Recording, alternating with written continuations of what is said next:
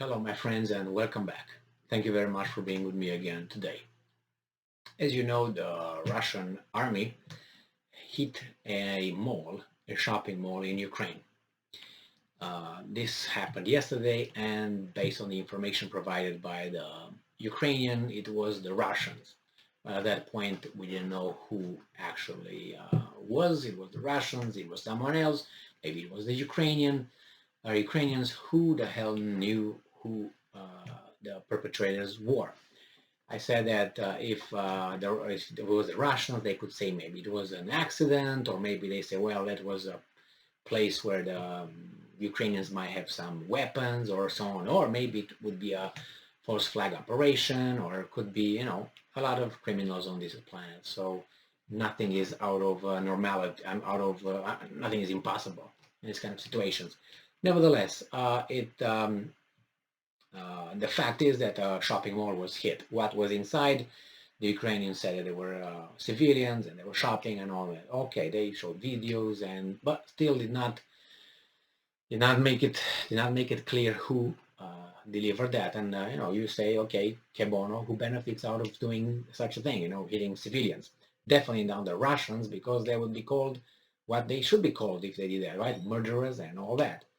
If it was purposely done. If it was an accident, we're gonna just say like we said when United States bombarded the Chinese embassy in Belgrade in 1999. Well, it was an accident. Move on. Nothing to see here. If we were to be fast, if you were to be fair, we would go and indict the people who were responsible for those bombardments and killing of the Chinese personnel in the embassy, Chinese embassy in Belgrade, and we would punish the Russians here who delivered and who gave order to destroy this shopping mall. But since we don't live by and we're not ruled by the rule of law, we close an eye over there. But here we demand justice. Well, I don't like that kind of pick and choose. I personally. So then, you know what I mean? You can say, okay, you can't don't make a right with two wrongs. Well, I don't want to get involved in this. When I don't want to, I punish you, but I don't punish you. What is that? We either punish both or we don't punish both. I mean, we either are thugs or we are ruled by law. Well, it seems like we're thugs. So then, I don't know what to say. So let's see what the Russians say about this. Did they deny what they say? Nevertheless, this is an article from the Republic World from today, June 28th, 2022. Russia explains attack on Kremenchuk shopping mall. On June 27th, Russian Defense Ministry explained the attack on Kremenchuk shopping mall in Ukraine. Russian Ministry of Defense said that its forces hit an arms depot in the city of Kremenchuk of Ukraine with high-precision missiles. The facility stored the armament and munition delivered by the US and European countries and was located at the Kremenchuk Road Machinery Plant. High-precision attack has resulted in the neutralization of West-manufactured armament and munitions concentrated at the store area for being delivered to a storage area to be delivered to a Ukrainian group of troops in Donbass. Russia's defense ministry said detonation of the munitions in storage caused a fire in a non-functioning shopping mall next to the facilities of the plant, it added. Well, this is what they say. Now, let's see what the Ukrainians say here. It says, this comes from Ukrainska Pravda, June 28, 2022. Russian military openly lies that they were striking hangar storing weapons in Kremenchuk. So the Russian military has become accustomed to lying in order to justify their crimes against the civilian population of Ukraine. On the second day after the attack on the arms store shopping center in Kremenchuk, where hundreds of people were shopping at the time, the Russian Ministry of Defense produced new fakes about the crime committed by Russian forces. The Russian military is, as usual, trying to absolve its military of responsibility of shelling residential neighborhoods and killing civilians. In particular, Russia has proposed two false allegations. The first allegation is that they struck a warehouse holding weapons that came from Europe and the United States. The second lie is that the shopping center, which allegedly caught fire as a result of the detonating shells, did not operate at the time and there were no people there. However, as noted by the Minister of Internal Affairs of Ukraine, Denis Monastyrski,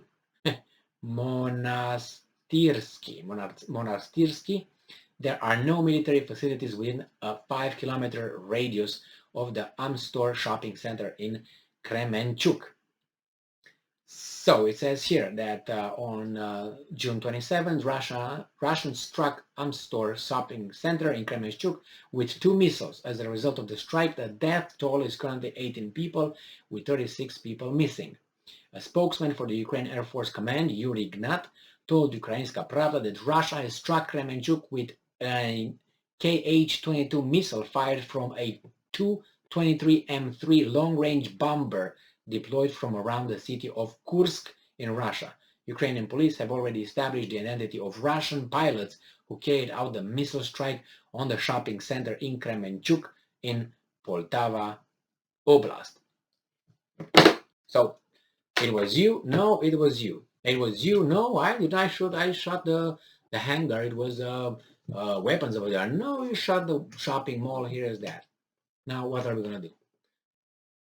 What I want to do now. I read another article, many of these with the same subject, that the Russians allegedly have the conversation between the pilots, and they identify the names of the pilots who did this and who flew that Tu-86 or whatever that is, the bomber, and they already posted the names and all that. Now, I don't know. The problem is Ukraine would like to kick Russia out of United Nations, another committee, something, organization. I don't know exactly what they want to do. They want to have a meeting over there, and they want United Nations to decree or to call Russia a terrorist state and kick it out from whatever they want Russia to be kicked out of. Probably from the Security Council, I'm assuming. And as I stated before, at one point Russia and China will make their own organizations. This is what they're going to do. They say, you know what, we don't recognize United Nations anymore. What are you going to do about it? Nothing. We're too big, too strong to fall. Remember in 2008? So there will be many countries that say, okay, well, if Russia leaves, China leaves, India leaves, Brazil leaves, South Africa leaves, Argentina leaves, Iran leaves. These are the countries that we already know for sure, or at least some of them are 90% and some of them are certain gone, among others. So they're going to create their alternative organizations, global organizations. And what are they going to do about it? We don't recognize your authority over those organizations. You don't recognize ours. We're going to function like this, like in the Cold War. And bye-bye. That's what they're going to get. And we're going to call you guys criminals. You're going to call us criminals until we get in a scuffle sometime in the future, or our little, some bottom feeders start something, and then it's a reason for us to start something, and then we meet our creator. All right. So as I said, it's going to be pointing fingers. No, I didn't do it. Yes, you did it. No, you did it. I did it right. No, you did it wrong. Thank you very much for being with me again today. Stay strong, stay smart, look for the truth, and be just.